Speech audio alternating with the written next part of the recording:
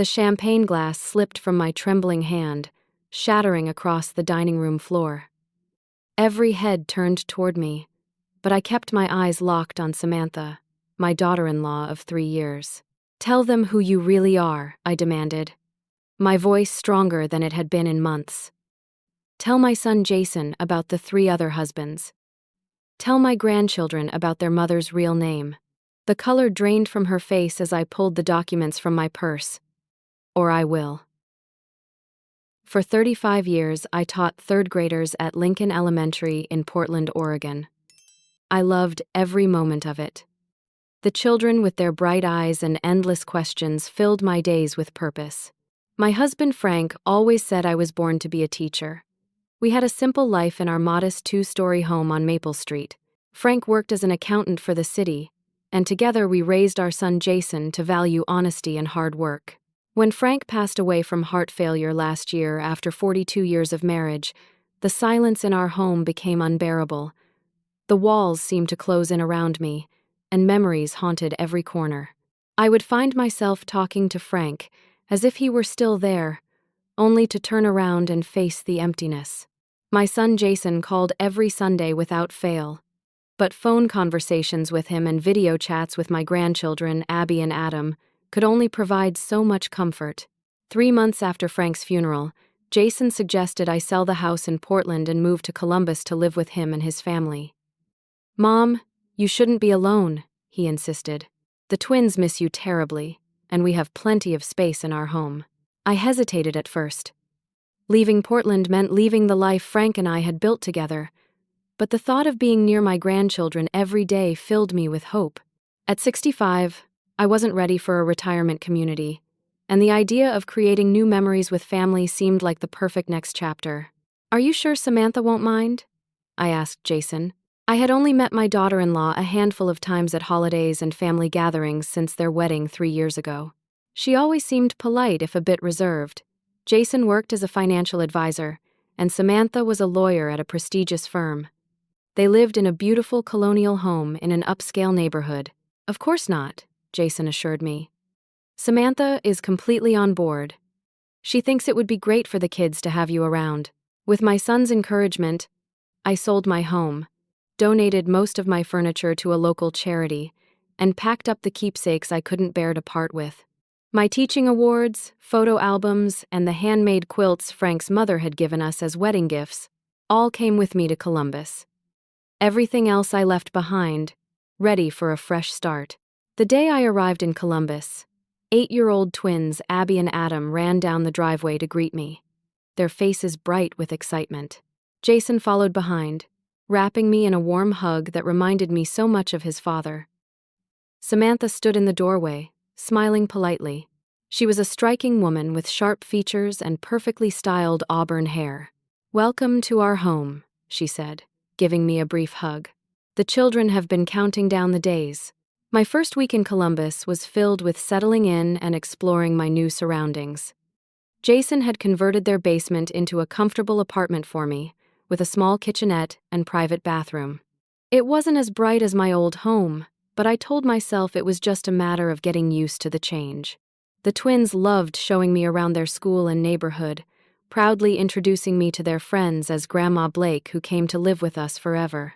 By the end of the first week, I noticed something unsettling about the dynamic between Jason and Samantha. My son, who had always been confident and outspoken like his father, seemed to defer to Samantha on nearly every household decision. He checked with her before making plans and watched her reactions carefully during conversations. It reminded me of how my sister Judy's husband had behaved during their troubled marriage years ago. On Friday evening, Samantha called a family meeting in the dining room. She sat at the head of the table with a folder in front of her, while Jason took the seat to her right. The twins were sent to play in their rooms. "Now that you're settling in," Samantha began, sliding a typed document across the table to me, "we should discuss household expectations." I glanced at the paper, my heart sinking as I read through what appeared to be a list of chores and responsibilities. Cooking breakfast and dinner on weekdays, cleaning the entire house twice weekly, doing everyone's laundry, picking up the children from school and watching them until dinner. "We both work such long hours," Samantha continued, her tone businesslike. "Since you'll be home all day, we thought it made sense for you to handle these household tasks. And of course, we'll expect your Social Security check to contribute to household expenses." I looked at Jason, waiting for him to say something, to acknowledge how inappropriate this felt. He shifted uncomfortably in his chair, not meeting my eyes. "Don't you think that's fair, Mom?" he finally asked, his voice quiet. Something inside me crumbled. This wasn't what I had envisioned when I sold my home and moved across the country. But I looked at my son's face and thought about my grandchildren upstairs. They needed me. With my son's encouragement, I sold my home, donated most of my furniture to a local charity, and packed up the keepsakes I couldn't bear to part with. My teaching awards, photo albums, and the handmade quilts Frank's mother had given us as wedding gifts all came with me to Columbus. Everything else I left behind, ready for a fresh start. Later that night, as I organized my new space, I overheard Samantha talking to Jason in the kitchen above. "Your mother needs structure, Jason," she said firmly. "Otherwise, she'll take advantage. Trust me. I've seen it before with elderly parents moving in with their children." I pressed my hand against my mouth to keep from calling out. Elderly? Taking advantage? I had been a respected educator for decades, managed my own household, and raised a son I was proud of. Now, suddenly, I was being treated like a burden, a child who needed supervision. That night, I cried for the first time since Frank's funeral, wondering if I had made a terrible mistake. 2 months passed, and I settled into a routine dictated largely by Samantha's expectations. I woke at 6 every morning to prepare breakfast for the family.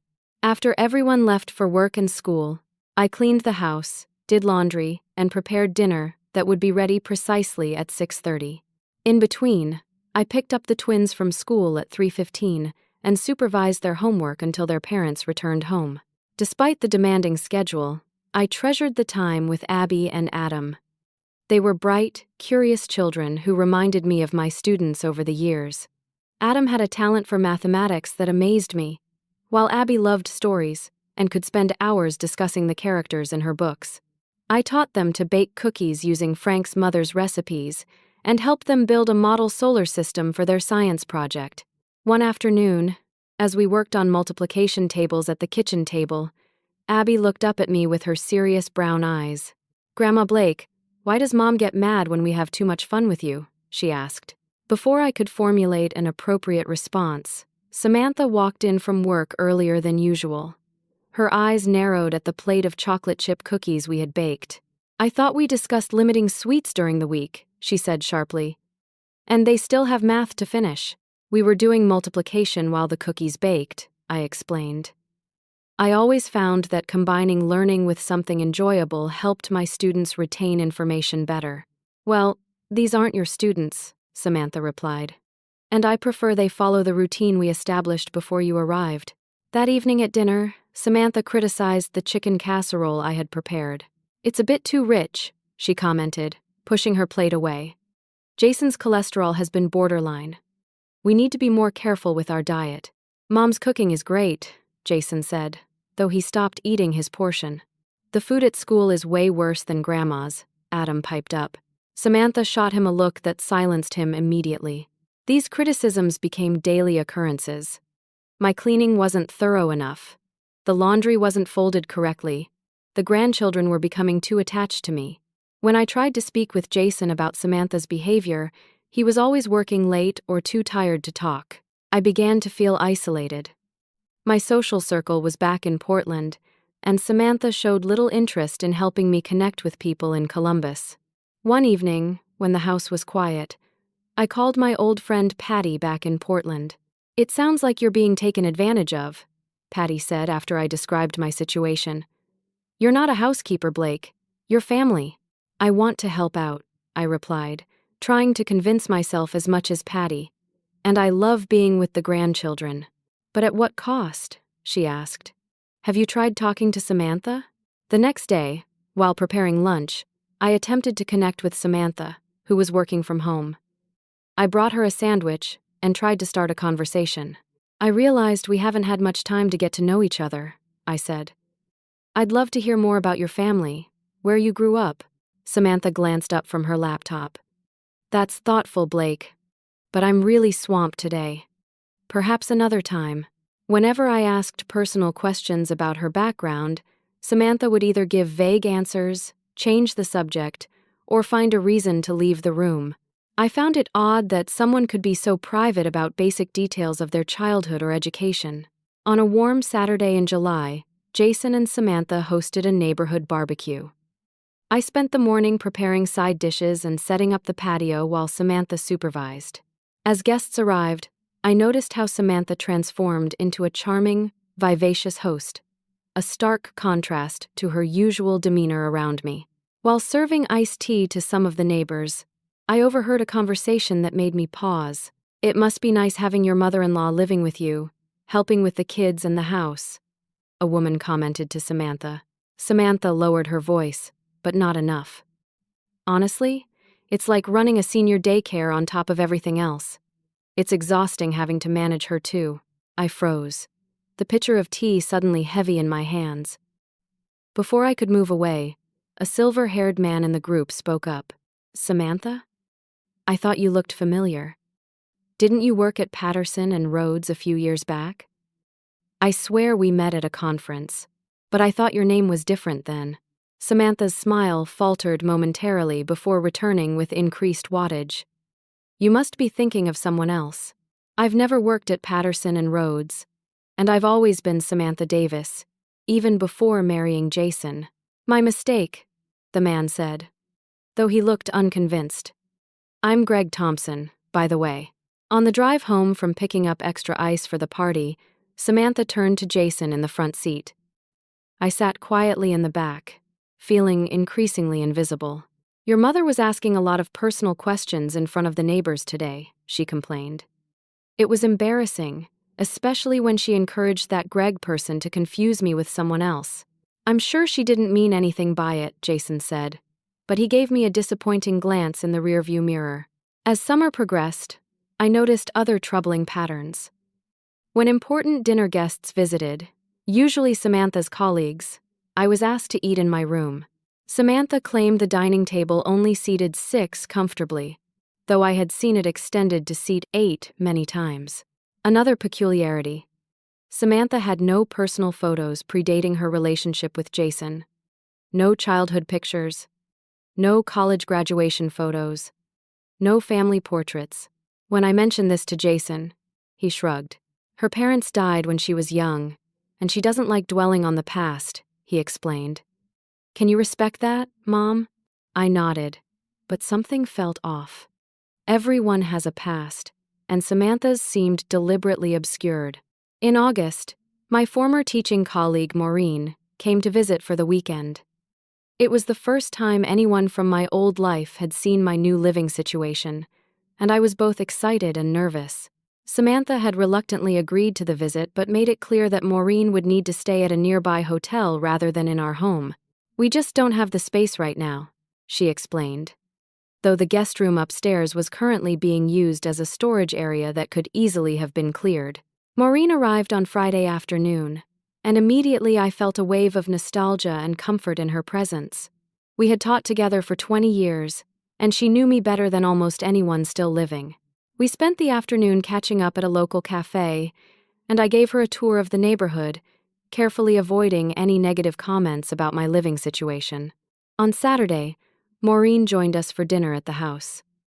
I had spent hours preparing a special meal, hoping to create a warm, welcoming atmosphere.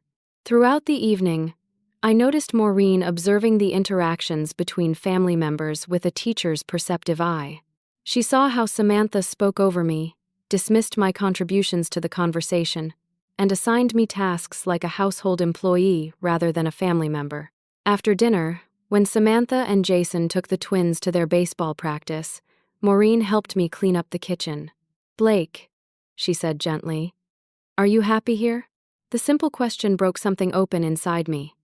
To my embarrassment, I burst into tears. Between sobs, I told her everything. The list of chores, the criticism, the isolation, the way Samantha treated me as less than family. You're not a household servant, Blake, Maureen said firmly. You're Jason's mother. Something doesn't add up about this situation or about Samantha herself. She hesitated before continuing. This might sound strange, but when Samantha was talking about her legal work tonight, it reminded me of something. There was a news story a few years back about an attorney who defrauded elderly clients, gaining their trust and then taking control of their assets. The details are hazy now, but there was something familiar in the way Samantha was speaking about managing family resources. I brushed aside the comparison at first, but after Maureen left on Sunday, her words kept returning to me. That night I found myself unable to sleep, turning over memories of strange comments and inconsistencies in Samantha's background. The following Tuesday, the family left for the day as usual. After completing my morning chores, I made a decision that both frightened and exhilarated me. Instead of reading or watching television as I normally would during my free time, I began a careful exploration of Samantha's home office. I had never been explicitly forbidden from entering the room, though Samantha clearly preferred to keep the space private.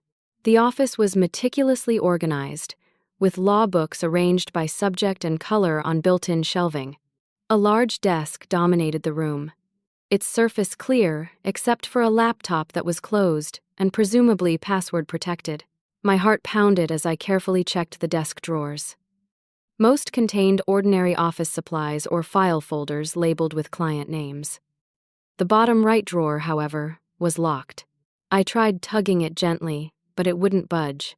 As a teacher for 3.5 decades, I had developed a knack for finding hidden things. Children were always stashing notes, small toys, and occasionally contraband items in my classroom. I systematically searched the office for where a spare key might be hidden. After 15 minutes of careful searching, I found it taped to the underside of the desk blotter, hidden in plain sight but invisible, unless you were specifically looking for it. With trembling hands, I unlocked the drawer and slid it open. What I found inside made my blood run cold. Several ID cards with different names, but all bearing Samantha's photograph, were neatly arranged in a small box. Amanda Stevens, Rachel Palmer, Elizabeth Grant, each with different addresses in different states. Below them lay a stack of newspaper clippings about financial fraud cases, all carefully preserved in plastic sleeves. At the very bottom of the drawer was a false panel that slid aside to reveal a hidden compartment containing a small flash drive. Acting on instinct, I took the flash drive to my room where I had an old laptop Frank had given me years ago. I copied the drive's contents, then hurried back to replace everything exactly as I had found it. I had barely locked the drawer and returned the key to its hiding place when I heard the front door open. Samantha's voice called out, "Hello? Is anyone home?" My heart nearly stopped. She wasn't supposed to return until evening. I quickly straightened a stack of papers on the desk and walked casually toward the hallway. "I'm here," I called, trying to keep my voice steady. "Just tidying up the living room." Samantha appeared in the doorway of her office, her eyes narrowing as she surveyed the room. "Were you in here?" "I thought I saw the light on when I walked by," I lied, hating myself for the deception but knowing it was necessary. "I just came to turn it off." She studied me for a long moment, then placed her briefcase on the desk. "I forgot some files for court this afternoon. While I'm here, I wanted to discuss something with you." Her tone was pleasant, but her eyes remained cold. "Jason and I have been talking, and we think it would be best if certain areas of the house remained private.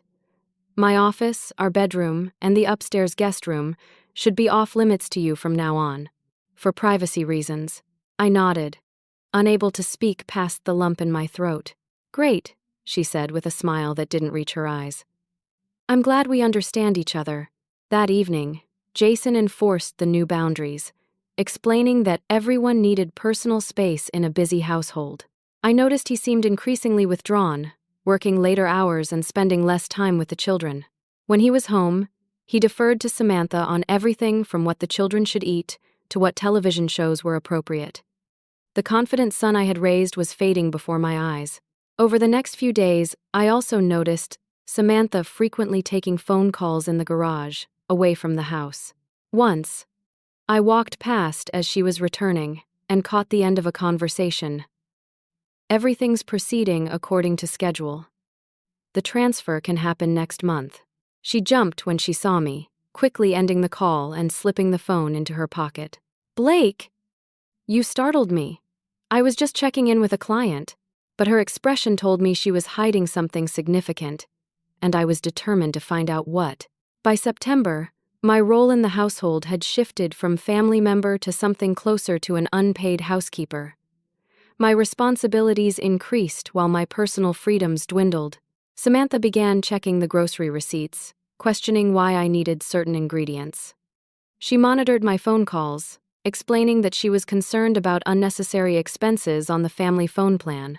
"If you need to make long-distance calls to your friends in Portland, perhaps you should consider getting your own cell phone," she suggested one evening after I had spoken to Patty for nearly an hour. My internet access became restricted as well. Samantha installed parental controls on the home network, ostensibly to protect the children, but I soon discovered my access was limited to just a few news sites and basic search functions. "It reduces our data usage," Jason explained weakly when I questioned him. "The kids need the bandwidth for school projects." I began walking to the public library each day, telling the family I enjoyed the exercise and the chance to check out books. In reality, the library provided unrestricted internet access and a quiet place to investigate my growing suspicions. Using my library card, I logged onto a computer and inserted the flash drive I had copied from Samantha's drawer. What I found confirmed my worst fears. The drive contained financial records, showing suspicious transfers from Jason's accounts to offshore banks. There were also documents about Samantha's previous marriages. 3 wealthy men who had subsequently lost their fortunes through what appeared to be elaborate schemes involving fraudulent investments and identity theft. Most disturbing of all, I discovered Samantha's true identity. She wasn't Samantha Davis at all, but Amanda Stevens, a woman wanted in Florida for defrauding elderly clients through a legal practice specializing in estate planning. She had changed her name and moved to Ohio after the Florida Bar Association began investigating complaints against her. Further searching revealed she was planning to transfer a large sum from Jason's business accounts within the week. My son, who had worked so hard to build his financial advising practice, was about to lose everything to the woman he thought loved him. That evening, I tried to speak with Jason privately while Samantha was at a networking event. "Jason, I need to talk to you about something important," I began, my hands shaking as I sat across from him at the kitchen table. "It's about Samantha. I've discovered some concerning information." My son looked up from his laptop, irritation flickering across his face. "Mom, I'm really busy right now. Can this wait?" "No, it can't. I believe Samantha is planning to steal money from your accounts. She's not who she says she is." Jason's expression changed from irritation to disbelief. "What are you talking about?" I told him what I had found, trying to present the evidence as clearly and calmly as possible. But with each word, I could see him closing off, his face hardening. "You went through her private things?" he interrupted. "You copied her files? Do you have any idea how inappropriate that is?" "Jason, please listen." "No, you listen," he said, his voice tight with anger. "Since you moved in, you've been jealous of Samantha. You've questioned her decisions, undermined her authority with the kids. And now you're making wild accusations because what? You don't feel appreciated enough?" "That's not true," I protested, tears filling my eyes. "I'm worried about you and the children." Jason stood up, closing his laptop with a snap. "I think you're confused, Mom. Maybe even a little paranoid. It happens sometimes when people get older." The dismissal stung worse than any physical blow. My own son thought I was mentally declining, a confused old woman making up conspiracies. Later that night, I overheard Jason and Samantha discussing me in their bedroom. Their voices carried through the heating vent into my room below. "She's becoming a problem, Jason," Samantha said. "This behavior isn't normal. Maybe we should consider other options." "What do you mean?" Jason asked. "There are some very nice senior living facilities not far from here. Places with proper care and supervision." "I don't know," Jason hesitated. "That seems extreme." "She went through my personal files, Jason. She's making up stories about me stealing money. What happens when she starts telling these delusions to the children or to your clients? Their voices dropped too low for me to hear the rest, but the message was clear. Samantha was trying to get rid of me, and she was using my own son to do it. The next day, Samantha announced that the twins would be going to an after-school program instead of coming home to me. They need more structured activities and socialization with peers, she explained, not meeting my eyes. That weekend, when I suggested taking the children to the park as we usually did on Saturdays, Samantha intervened. Actually, they're both feeling a bit under the weather. Best to let them rest today. But I could hear them playing happily in their rooms, not sick at all. I was being systematically cut off from my grandchildren. That evening, after Samantha and Jason went out for dinner, the twins sneaked down to my room. Their little faces were solemn as they sat on my bed. "Grandma Blake, are you going away?" Abby asked, her voice small. "What makes you think that, sweetheart?" "We heard Mom telling Dad you might need to live somewhere else because you're having trouble remembering things," Adam explained. "But you remember everything. You remember all our favorite books and how to help with our math homework." I hugged them both close, fighting back tears. "I'm not planning to go anywhere," I promised. "Sometimes grown-ups have disagreements, but everything will be okay." As they crept back upstairs, I made a silent vow. I wouldn't let Samantha destroy my family or steal my son's livelihood. But I needed evidence no one could dismiss, and allies who could help me act before it was too late.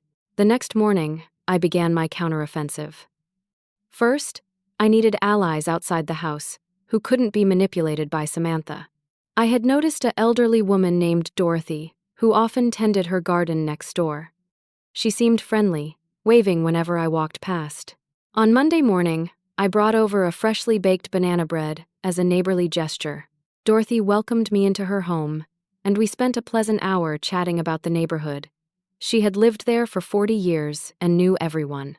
"Your daughter-in-law certainly keeps to herself," Dorothy observed, pouring me tea. "Most of the neighbors barely know her, even after 3 years." "We have our differences," I said carefully. "Actually, Dorothy, I was wondering if I could ask a favor. My internet access at home is limited, and I miss emailing my old friends. Would it be possible to use your computer occasionally?" "Anytime, dear," she said without hesitation. "My grandson set me up with all the latest technology, but I barely use it. The password is on a sticky note next to the monitor." With Dorothy's help, I now had a secure way to communicate without Samantha's knowledge. My first action was to email Patty in Portland, explaining the situation in detail. Patty's son-in-law worked for the FBI in their financial crimes division. Within hours, she replied with his contact information. "He says this sounds like a classic case of identity fraud and financial exploitation. Call him immediately," Patty wrote. Each morning, I continued my routine of walking to the library, now with a clearer purpose. I researched public records, news archives, and legal databases, building a comprehensive picture of Samantha's real identity and criminal history. The pattern became clear. Amanda Stevens would target wealthy, successful men, preferably those with minimal family connections. She would change her identity, create a new background story, and insert herself into their lives.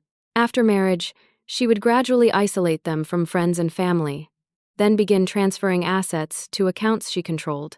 When the money was secured, she would disappear, leaving financial ruin in her wake. Through persistent searching, I managed to locate one of her previous victims, a man named Thomas Chandler in Arizona. I sent him a carefully worded email, and to my surprise, he responded immediately, offering to speak with me by phone. "She destroyed my life," Thomas told me during our call from Dorothy's house. "I lost my business, my home, and nearly my relationship with my children. She's incredibly convincing and manipulative. By the time I realized what was happening, she had drained nearly $2 million from my accounts and disappeared." "Did you report her to the authorities?" I asked. "Of course, but she had created such an elaborate web of legal documents, many of which I had signed without fully reading, that proving criminal intent was difficult. The police said it looked like bad financial decisions on my part rather than fraud. I've spent the last 5 years rebuilding my life. Thomas agreed to write a detailed statement about his experience with Samantha, and email it to me, along with photographs and financial records that might help build a case. Back at the house, I began documenting everything. Using my old teaching skills of careful observation, I kept notes on Samantha's schedule, her phone calls, and any contradictions in her stories about her past. I used my phone to secretly record conversations where she gave conflicting accounts of her childhood or education. One afternoon, while helping Adam with his homework, I casually asked, "Does your mom ever talk about her family or where she grew up?" He scrunched his face thoughtfully. One time she told Abby she grew up in California near the beach, but then at school career day she told my class she was from Chicago. These inconsistencies, while seemingly minor, added to the growing evidence of deception. Through Dorothy's computer, I communicated regularly with FBI agent Kevin Barnes, Patty's son-in-law. At first he was professionally skeptical, but as I provided more documentation and evidence, his interest sharpened. "What you're describing fits a pattern we've been tracking," he explained during one call. "There's a network of individuals who specialize in this type of long-con financial fraud. They're sophisticated and patient, often spending years setting up their schemes." The most alarming discovery came in late September. While using the library computer, I found evidence that Samantha had purchased property in Washington state under yet another name, Jane Wilson. She had also enrolled the twins in a school there, starting the following month. Flight reservations were made for 3 people, not 4. Jason wasn't part of her escape plan. That same day, I discovered through bank statements I found in the trash that nearly $800,000 had already been transferred from Jason's business accounts to a series of shell companies. My son's financial security was being systematically dismantled before my eyes. Agent Barnes confirmed what I feared. "She's accelerating her timeline. This is typical when they feel exposed. We need to move quickly, but we need irrefutable evidence to make charges stick. Can you find any documentation showing she's directing these transfers?" Through careful observation, I learned that Samantha had an accomplice working at Jason's firm, a new administrative assistant named Paula, who had started just 6 months earlier. On Samantha's flash drive, I found emails between them discussing account access and transfer schedules. With Agent Barnes's guidance, I formulated a plan. The FBI would monitor the financial transactions and gather evidence, but they needed to catch Samantha in the act of directing the fraud to make the strongest case. As if sensing the net closing around her, Samantha announced a special family dinner for the following Saturday night. "I've invited some important guests," she told Jason at breakfast.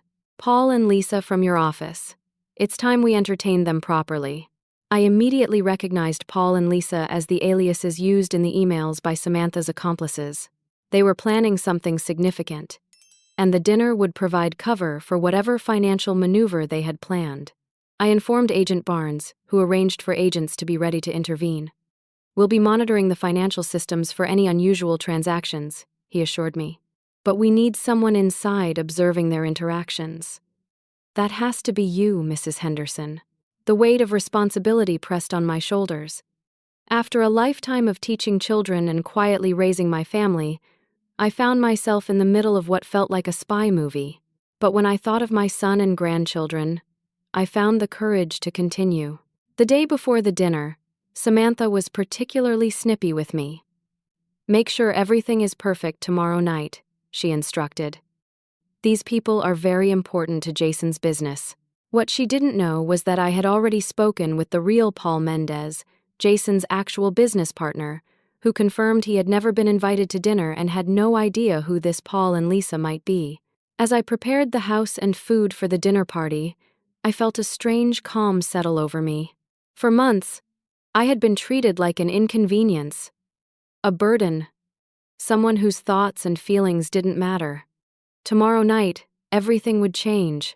I just prayed my son would forgive me for the deception I had been forced to employ and understand I had acted out of love. Saturday arrived with a flurry of activity. Samantha directed me like a drill sergeant, criticizing my food preparation and rearranging the table settings I had carefully arranged. "The wine glasses need to be perfectly aligned," she insisted, moving them a fraction of an inch. And make sure to use the good silver, not the everyday set. I nodded obediently, playing the role of the compliant mother-in-law while mentally reviewing the plan Agent Barnes and I had developed. My phone was set to record, hidden in the pocket of my apron.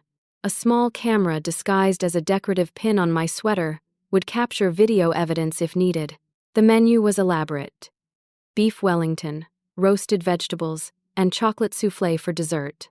Samantha had selected expensive wines to pair with each course. The extravagance seemed designed to impress, and perhaps to celebrate what she thought would be her final successful extraction of my son's wealth. At precisely 7 o'clock, the doorbell rang. Samantha smoothed her designer dress and whispered to Jason, "Remember, these people can make or break your expansion plans. Make them feel special." The important guests were a polished-looking couple in their 40s. The man introduced himself as Paul Whitman, a potential investor, while the woman, Lisa, was supposedly his financial advisor. I recognized both from photographs Agent Barnes had shown me, known associates of Amanda Stevens in previous fraud cases.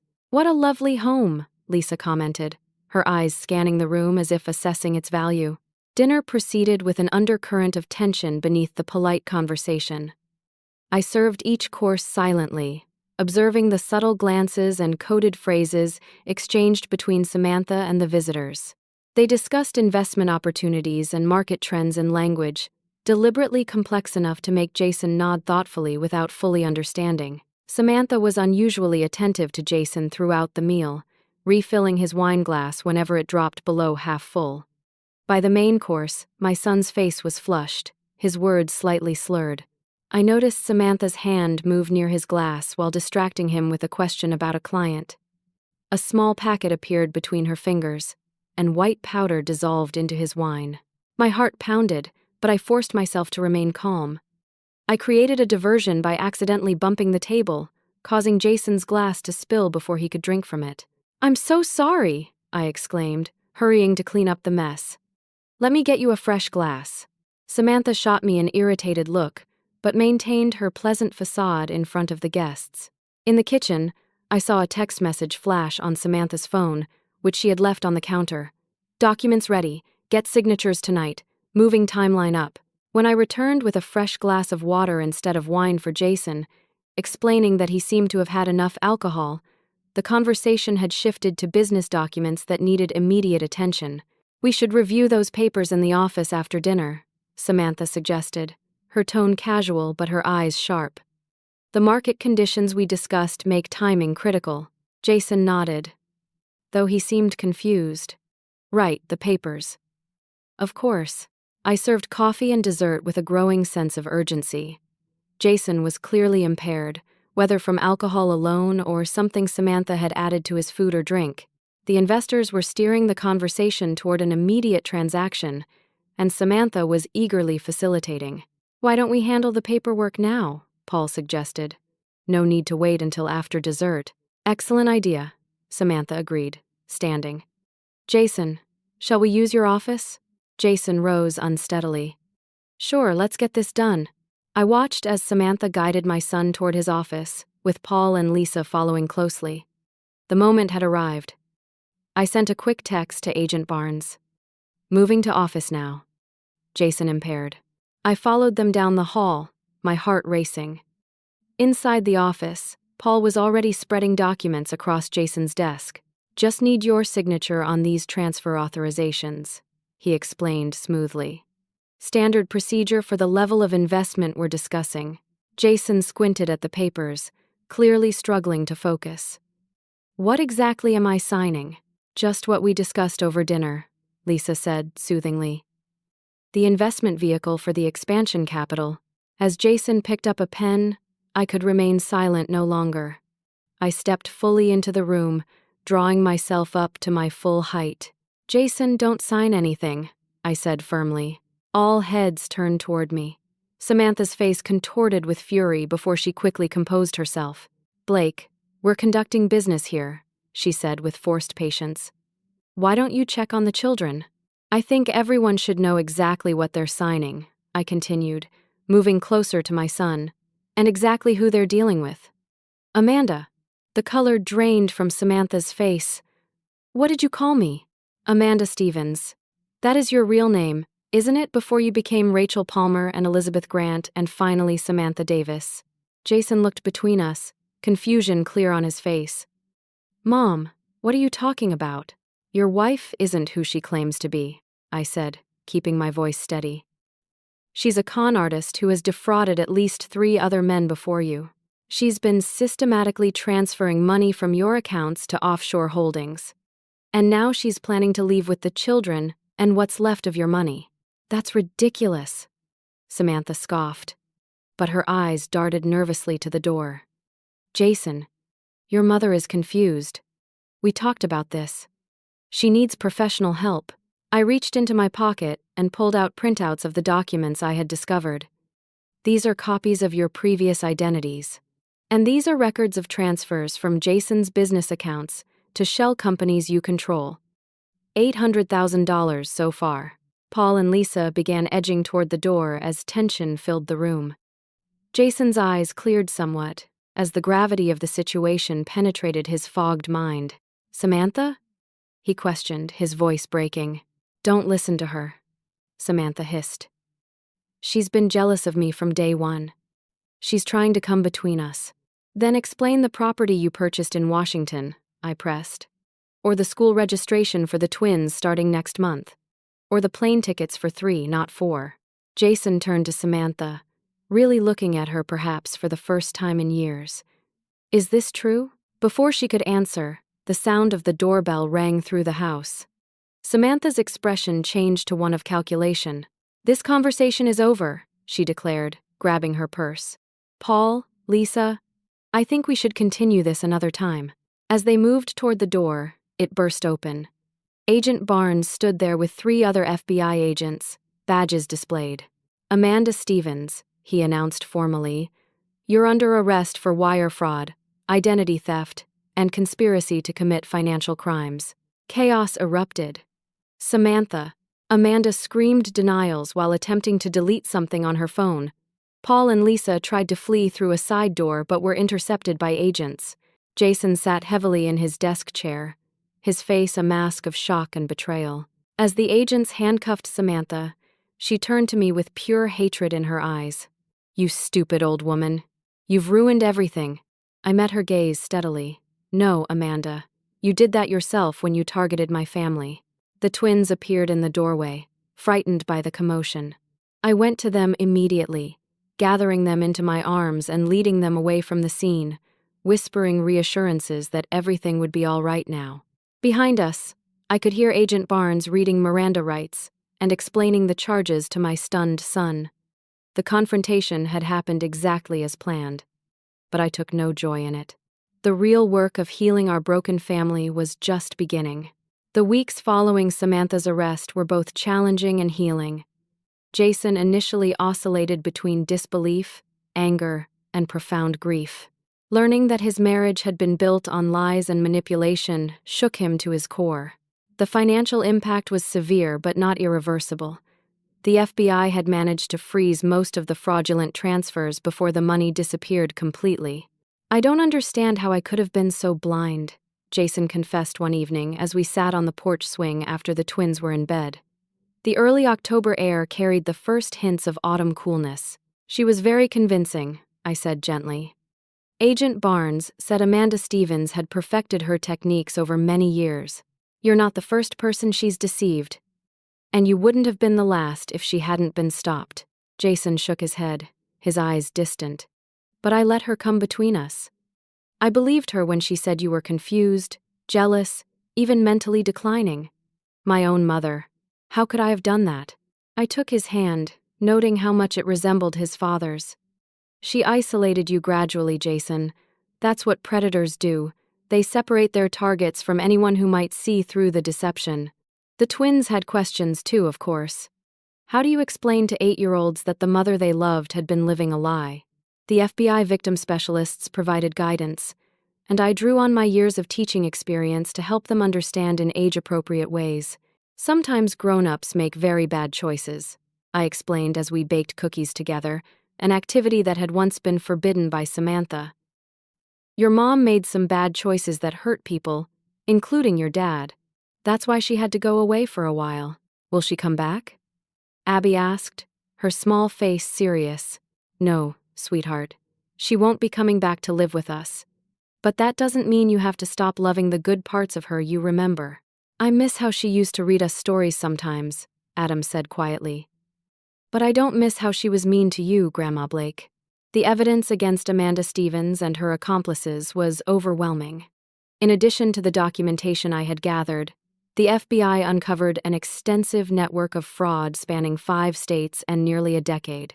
Thomas Chandler and 2 other previous victims came forward to testify about their experiences, strengthening the case further. Amanda's defense strategy quickly fell apart when faced with the mountain of evidence. She eventually accepted a plea deal to avoid a longer sentence, confessing to multiple counts of fraud and identity theft. The accomplices who had posed as Paul and Lisa also faced significant charges. As the legal proceedings progressed, we began the process of rebuilding our family. My relationship with the twins deepened as we created new routines free from Samantha's restrictive rules. Jason dedicated himself to being more present, cutting back his work hours and becoming more involved in school activities. One unexpected blessing emerged from the upheaval. Jason's sister Tara, who had become distant during the Samantha years, reconnected with us. She later confessed that Samantha had deliberately created conflict between them, telling each sibling negative stories about the other until they stopped communicating. She told me you said I was a bad influence on the twins because I'm divorced, Tara told Jason during her first visit back to Columbus. And apparently you thought I was irresponsible with money and a bad example. I never said any of those things, Jason assured her, embracing his sister for the first time in nearly 2 years. I missed you so much. 3 months after Samantha's arrest, our home had transformed. I moved from the basement to the main floor bedroom, now recognized as a valued family member rather than a convenient source of free labor. Jason began therapy to process the betrayal and develop healthier relationship patterns. The twins thrived with the consistency and love that surrounded them. Using my experience as a teacher and my newfound knowledge of financial fraud, I started volunteering at the senior center, helping older adults recognize and avoid scams. My first presentation, Protecting Yourself and Your Assets, drew an overflow crowd, and I found purpose in helping others avoid what had nearly destroyed our family. Jason's financial recovery progressed steadily.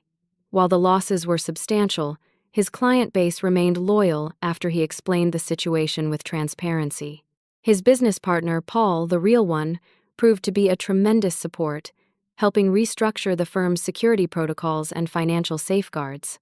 As Christmas approached, we planned a family vacation to Florida, the first real holiday any of us had taken in years. Samantha had always discouraged travel, claiming work commitments or budget concerns. Now we looked forward to building new memories together. One Saturday morning in December, I sat at the kitchen table helping the twins decorate Christmas cookies. Jason joined us, playfully adding too much icing to a snowman cookie. "Dad, you're making a mess," Abby giggled, a sound that had become wonderfully common in our home. "That's what happens when you let me near frosting," he laughed, dabbing a spot of green icing on her nose. I watched them, my heart full. The past year had brought pain and betrayal I never expected to experience in my senior years. But it had also revealed the strength and resilience of family bonds that couldn't be permanently broken by deception. Later that evening, after the twins were asleep, Jason and I sat by the fireplace sharing hot chocolate, a tradition from his childhood that we had recently revived. "I was thinking about something today, Mom," he said thoughtfully. "Despite everything Samantha did, I can't bring myself to regret the past few years entirely." I raised an eyebrow in surprise. "Why not?" "Because without her, I wouldn't have Abby and Adam. And despite her intentions, she brought you back into my daily life. Our family is stronger now than it's been since Dad died." I reached over and squeezed his hand. "Your father would be so proud of how you've handled all of this. It takes real courage to rebuild after betrayal." "I learned that courage from you," he replied. "You could have given up when I didn't believe you. You could have gone back to Portland and left me to my fate. But you fought for our family when I couldn't see what was happening. Tears welled in my eyes. That's what mothers do, son. We protect our children at any age. As I look back on that difficult chapter in our lives, I'm reminded that true family connections cannot be broken by manipulation or deception. The experience taught me that it's never too late to stand up for yourself and those you love, even when doing so requires tremendous courage. I learned that sometimes protecting your family means making difficult choices and taking uncomfortable actions. But I also learned that genuine love and connection will ultimately overcome attempts to divide and conquer. Today, our family thrives in ways we couldn't have imagined during those dark months under Samantha's influence. Jason has started dating again, this time with a healthy understanding of relationship dynamics. The twins are flourishing at school and at home. And I've discovered a new chapter in my own life, using my experience to help others avoid similar situations. Most importantly, we've rebuilt our family on a foundation of honesty, respect, and genuine care for one another. We know now that true family members lift each other up rather than tear each other down. They celebrate strengths instead of exploiting weaknesses. And they stand together against threats, whether those threats come from outside or, as in our case, from within. Have you ever had to stand up against someone who was hurting your family?